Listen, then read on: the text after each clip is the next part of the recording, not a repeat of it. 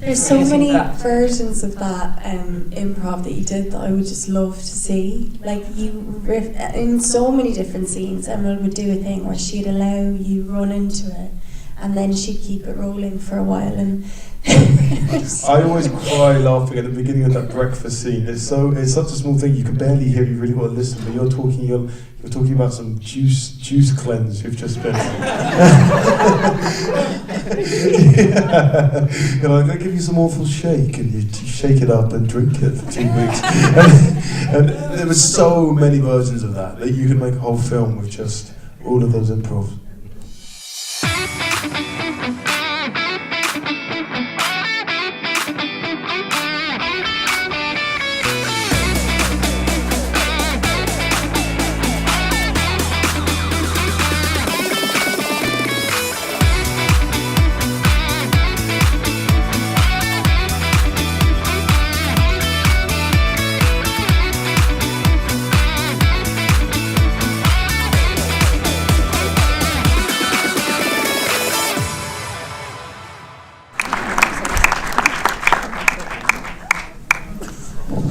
Hey guys, I'm Andrew, Freund, I'll be your moderator, but we have some cast here. First up, Alison, please come out.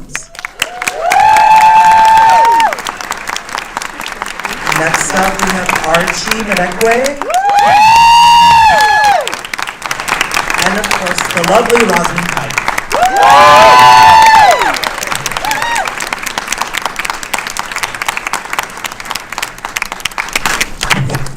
Price is Right or something. Okay, so I guess everyone just saw the film. Was anyone on set when Barry did his final dance scene? No. That was very much a closed set, I think. It was very much. Okay, and then my next question is, if either of you guys would dance around naked in a house, what song would that be to and why? Rosamund, I'll start with you. Let the Good Times Roll. The first thing that came to my mind was Get Busy, Sean Paul, but I don't know that that's the answer I'll stand by forever.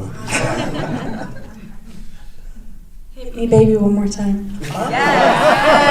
That's pretty.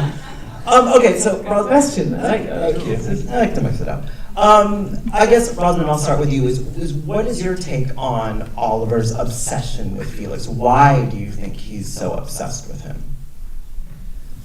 Oh, that's such a good question. I think Emerald's really examining in this film that obsession is wanting to kind of touch the thing that you both love and loathe. That it sort of it kind of. You want it, and you want to crush it. I think the obsession is so much more complicated than love or hunger for something. And he sort of wants to have him consume him, and I think it's obviously because he's beautiful and seems to have everything so easy and seems to shine in a way that Oliver has never shone. And he just wants that. I think, there are people always, aren't there, in life, and particularly at school or at college, who seem to burn brighter than everybody else, and they're infuriating for everybody else, I suppose, unless you're kind of one of the chosen ones who are kind of blessed by their friendship. Mm-hmm. That's true. Yeah. And for you two, you two have both had these intense sexual encounters with him. And I want to know, just filming those scenes were so intense just as a viewer to watch. But for you as performers, what was that like? Was there an intimacy coordinator? How did you feel safe? There was very much an intimacy coordinator on set the entire time, Miriam. I think respect and feeling safe and comfortable is Emerald's first priority. Everything is always a question, never a demand. It's the whole thing is collaborative. There is no scene in this film that wasn't spoken through and that we felt pressured into doing. But also we all signed on to the film knowing what the story was and what was kind of needed. And interestingly, my scene with Barry, the kind of nighttime hand job, don't really know how else to describe it. That scene actually wasn't written until maybe 3 or 4 days before we did it. That's a really brilliant thing that Emerald does. She's constantly writing as you work.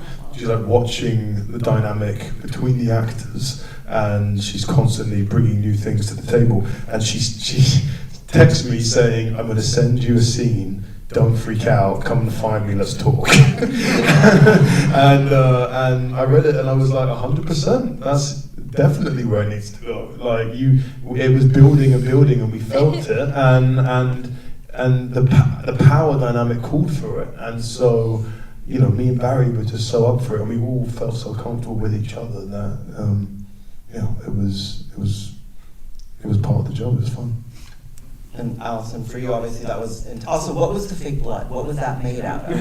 What is that? Like, and there was like some guy. Like, I don't know. I guess it was. I'm not sure. I think it was just fake blood. I think, yeah. But yeah, the exact same as Archie. Like, worked with an intimacy coordinator, and I think, you know, a lot of the film is the exploration of power and how, you know, sex. So much of sex is negotiable. Like, who's kind of taking that power and who kind of has it originally. And I think I certainly felt like for our scene, it's such a massive. It pushes the story on in such a way because, you know, even though it's an intimate scene, you don't kind of go below the neckline really, and the way that Emerald shoots it is you're kind of psychologically seeing what this kind of moment is doing, because you're seeing how Oliver is learning these different people's kind of vulnerabilities and kind of getting under their skin to kind of make them feel seen by him, so that he's kind of special, so that he gets them and then kind of moves on to the next. And so I think he learns in the previous scene through Elspeth that Venetia has these kind of insecurities and she has an eating disorder and things like that, and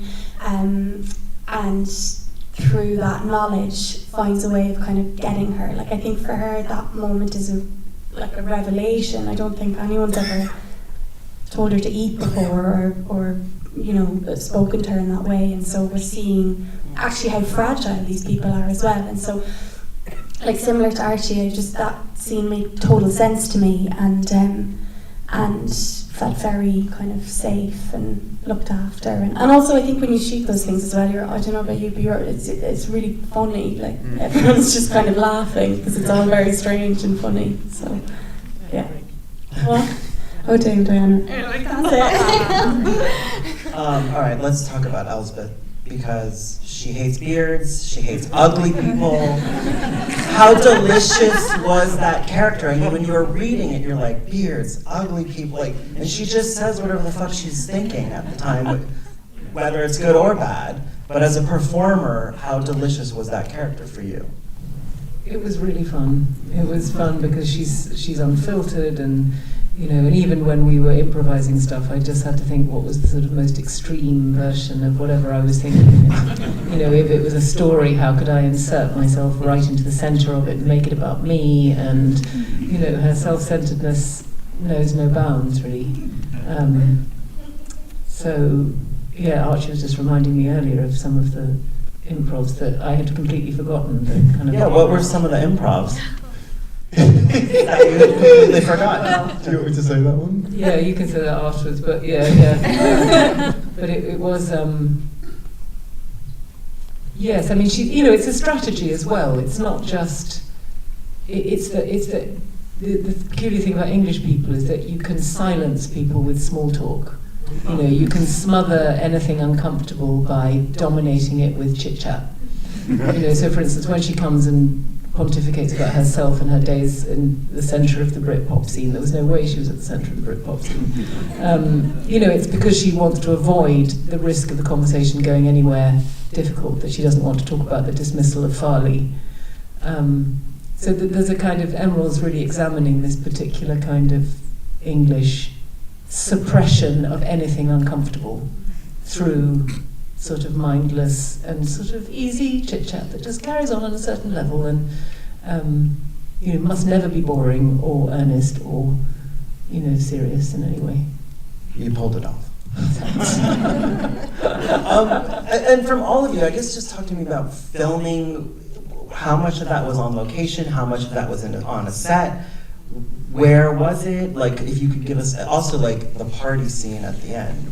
How many extras were there? Sorry, now I have just so many questions, but You're asking great questions. Yeah, you are. You've done so Like, many. as in, it's like you're like someone who's been sort of living it with us. You're asking the questions that we're excited to I'm answer. curious. I've watched it twice. I'm so curious. Now I get to get all my questions answered, but We shot the whole thing in 2 locations. The house, which is a fully functioning house with a family that lives in it as a private home with 179 rooms, with a family of 3,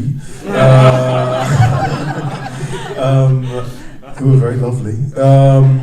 And then Oxford University. We shot on none of those things were sets. Rosamund lived in the house, as did Paul Duncan. They lived in the house. We opted to not do that. It was a bit scary. was it haunted?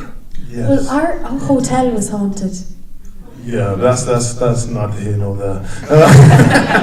But I was haunted by Queen Victoria. But the house was a bit haunted, but it was huge and so expansive. And I mean, that party scene, it spanned over 2 days, and there were hundreds of extras. There were, and you were saying that, Rosamund was saying, you should maybe tell the story, that you were taking pictures and some of the people fell in love that night. Like it was like a real party. And so, I got messaged asking for the pictures that I had taken because there were various couples that had hooked up and they wanted the memory of their first sort of moment before it all happened, and it was on my camera. I obviously handed them over. I thought it was exactly what Saltburn should be. It was that feeling of abandon and transgression, and that's exactly what the Cattons want to happen at their parties. That's true. I think by having us all in that one house as well from the very beginning, like I remember when we first went in, obviously we were all kind of in awe of what we were seeing and couldn't get over like the scale of the house. But because then we were there every single day for like 6 or 7 weeks, a part of yourself just kind of, I suppose, adjusts, and then we're like, oh yeah, we're here and we're working every day, and so you kind of develop a sense of ownership over the space in the way that obviously the family have. So your relationship to it becomes quite familiar, and I think then that would translate on screen of like, this is where these people actually live. As opposed to if you were kind of upping and moving the whole time and having to kind of adjust to a new space, which I thought was so clever by Emerald to kind of allow us to start to feel like it was our space. Generous of the family. Remember that first day that you and I had a sort of tour of the gardens by the gardener and the daughter, and we were sort of so much the outsiders. Yeah. And then how quickly we were kind of roaming those gardens. Yeah, because we had all these kind of inside facts then, and we kind of felt like we could then share it with other people, and we felt really a part of it. When Emerald said that, she said that she needed the house to feel mundane to us, because it's so shocking when you get there, and we need to make it feel like home, and we had to make it feel. We had to be bored by it. Huddling in one room, kind of thinking, what on earth what can we do? So what was it like living there? Like, what was that? And were you in the room where he's like, this is like where the king sleeps? I certainly was not. No, that is the king's bedroom. Those rooms are untouched. Yeah. I mean, they cannot be. Those curtains cannot be touched. They're so fragile and precious. So those rooms had never opened, and somehow Emerald, through her charm, got them to agree to have Barry dance naked through the most priceless rooms of the house. And Barry, is not always. He's wonderful, and one of the ways in which he's wonderful is he's not reliable or predictable. So the danger and the sort of, I can only imagine that out of the corner, on the edges of the frame of that wonderful hedonistic dance, is probably about 3 butlers kind of looking, watching the curtains hanging as he burst through, right? Probably. There was that incredible day, the dinner party scene where there's all these candles, which was completely lit just by the candles, There was hundreds of them, and lining all the walls were all these priceless oil paintings. And we were shooting for so long that the paintings began to melt. And the butlers, I remember saying to Emma, how long? And she said, you just have to give me 20 minutes. And they said, okay, it's fine, just do it. And they became so much a part of the film and were so committed to the project that they were just so invested in it by the end. And these paintings are warping on the wall. It was it was insane. Alison, kind of just talk us through what was it like being part of the family, because it was a very unique family made up of all kinds of people. But what do you think that experience was like for your character, but also for you as an actor being with everyone, because it does seem like you guys were a pretty tight unit. Yeah, definitely. Like, I think, Emerald really creates an environment where, immediately when you come into the room with her or with everyone else, you're all just friends and you're all on the same level. And I think, coming into this, I was so kind of stunned by the group of people that I was coming into, but then immediately a lot of that kind of falls away and you're all just really excited to make this movie together. And I think, like, for Phoenicia, I always kind of felt like she had quite a smaller voice within her family dynamic. I think she kind of grew up in the shadow of her mother and her brother. And I think that kind of makes a lot of sense for how she presents herself with her image, and it kind of screams like, look at me and notice me. And she, how we see how she is with Oliver, I think, is how she is with a lot of boys, of needing this kind of attention or validation, because I think she knows if she's put in a room with her brother or her mother, I think the attention will immediately go to them and people will love them first or flock to them first. And so I think it's a constant thing of her feeling like she needs to win people over or have a kind of thing for herself within her family.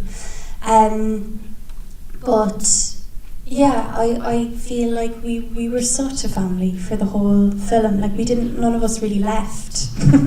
Like, we were in that, it was Peterborough we were in, right? And we didn't really leave at all. So, I think when you're, sometimes I think when you're playing characters and you're working with really incredible people and actors, your dynamics start to mirror. So the three of us we went for like roasts and stuff, and I felt, I did feel like it was like having a roast with my cousin and my mum.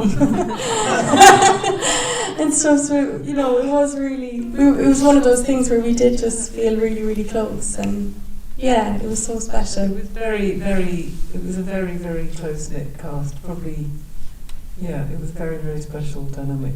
And I think all our characters grew because of who each other were.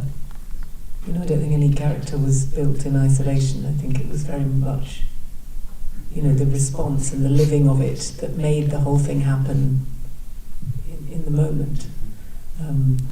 The dynamics, they appeared because of who we all were and who the characters were. I wanted to ask you have some amazing scenes with Carey Mulligan.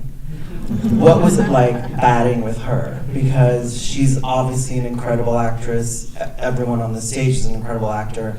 But you two just kind of went back and forth. At one point, like, she's like your plaything, and then you're like, get the fuck out of my house. It was, Carey and I are very close. We've known each other since she was 19 and I was 24 or something, making Bride and Prejudice.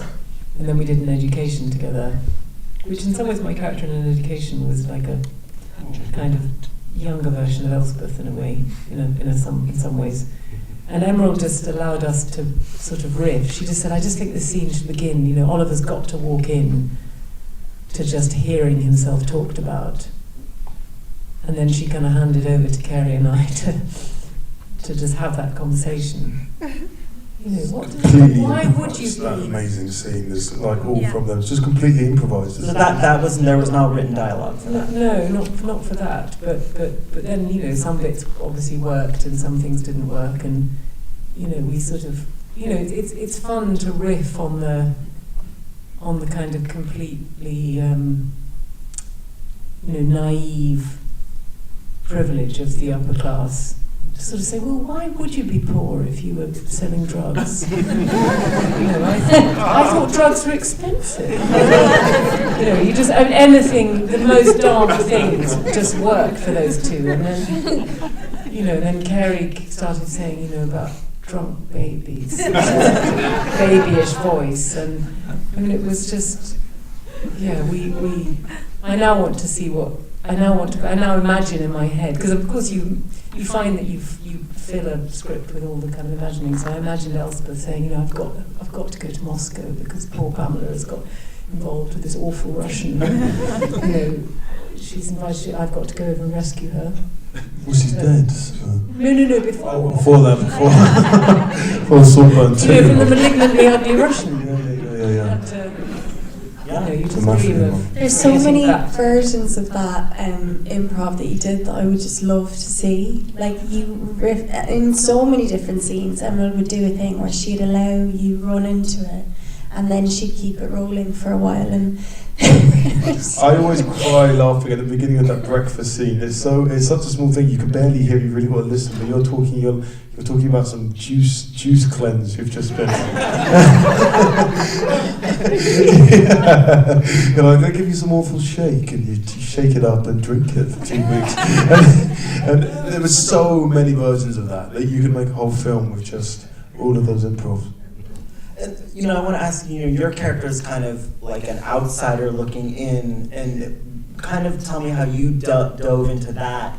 Wanting to also, your American accent was completely convincing to me. I didn't know that you were British until I met him just outside. So, congrats on that. Thank you very much. That's very kind. Thanks. And Alison's English. Thanks. And Alison's English as well.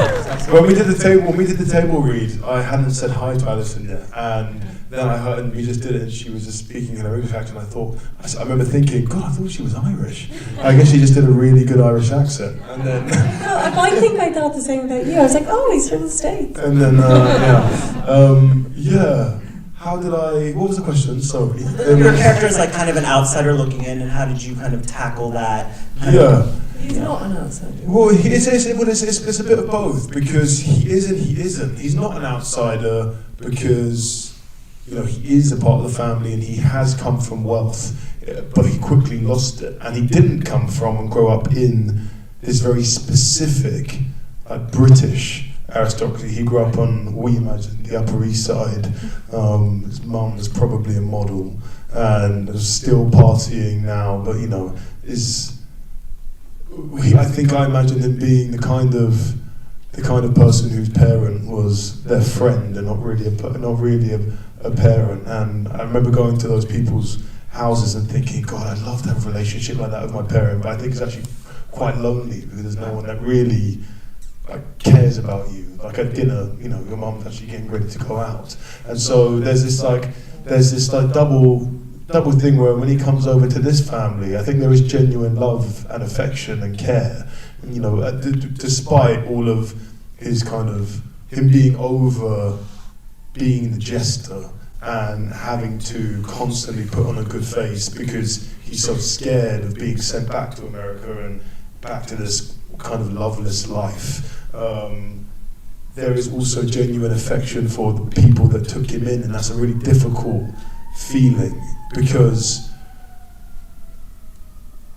there's this middle ground of not feeling accepted and feeling so ashamed of having to put on these characters constantly. That was something I really resonated with. I think so many people of colour can resonate with that thing of putting on different characters depending on the space that you're in, and I think that's something that Farley really, really feels. Depending on the mood of the family, he has to put on his funny face or put on his gossipy face, and sometimes it's so exhausting, but he's just trying to stay on the good side, and he's constantly reminded. Felix says, we don't even notice that you're different, and even just in that line like that, he is different. He isn't a part. He isn't them, and yet he is a part of the family, and the crafting of that, I guess, is just in the writing, the way those scenes play out. I think he's a really heartbreaking character, and it comes across as mean and defensive often, but I think that's just a suit of armour. Probably he's the only one clever enough to really take on Oliver, actually. Yeah. 100%. Final question. Just, I'll start with you, Rosamund. Just kind of talk to me about just the overall distinction of power, class, and sex that plays in this film, and how it, what you think Emerald's vision of what she wants the audience to come away with. That's a huge question. I know, I'm ending big. I mean, I think power, class, and sex. Yeah. Three biggies. So I think with the British upper class and these houses that they occupy, it's one of the sort of last mysteries of the world, of sort of how people can occupy that space. And I think Emerald is kind of mirroring our obsessions with things we can't have in social media, and she's using the British upper class as a kind of, as the signifier of that, because it is, you can't have it. You can buy a house from an impoverished aristocrat, but you can't ever have what they have. You can't have the social standing, you can't have the class, you can't get it. You can't be bought. So therefore it's infuriating and interesting and endlessly fascinating. But she's using that to mirror all our other obsessions with wealth and on social media and stuff. Sex, I think Emerald thinks sex underpins everything. And I think she's talked about writing this during COVID, where you couldn't touch anybody or get close to anybody, and she wanted this film to be a film about consumption and wanting and touching and getting close. And then you've got my character, who I think hates being touched. I think Elspeth, she's a very interesting character in the fact that I think she's almost, we improvised a we improvised a scene where we were talking about one of Felix's ex-girlfriends, and Felix says, Mom, she never really wanted to have sex anyway. And me saying, no, darling, she was a sex phobe. It was awful for you. And actually, I think Elspeth is a sex phobe. I think that's how I saw her, as a sex phobe, someone who was sort of wanted to be adored, but also terrified of intimacy, and of any kind of feeling that allows her to be vulnerable, that makes her have to be vulnerable, whether it's grief, which means she has to suppress that immediately, sex, because you have to be vulnerable to someone else, or someone could have power over you. And that brings me to the power, which is, she's interested in all the myriad ways in which we have power over each other, by belonging or not belonging. And the British upper class is awful at that. They have power over you by making sure you know that you don't belong. You can be invited in as a curiosity, but if you don't belong, you will quickly know it. And it's horrible. And it gave me a sort of, because I've sort of been in the fringes of it and sometimes been invited in and always felt wrong. So it was very cathartic playing Elspeth, because I got to sort of exorcise all the times I've ever been made to feel wrong by her doing that to other people. And there you have it. Thank you guys. Thank you so much.